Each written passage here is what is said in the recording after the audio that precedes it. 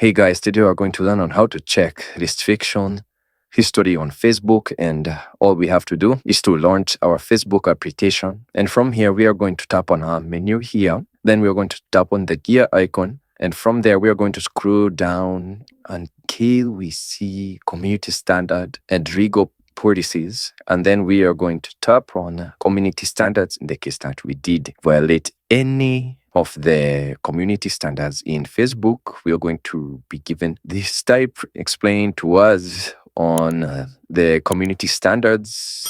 Another alternative is pressing on that cancel icon, and then we are going to tap on that back arrow. From there, we're going to tap on help and support, and then we're going to tap on support inbox. From there, we're going to tap on your alerts. And in the case that you do have any violation or you did violate any of the Facebook community guidelines, you're going to be shown here. And thank you guys for watching this video. Please do like, share, and subscribe. And I'll see you guys on the next video.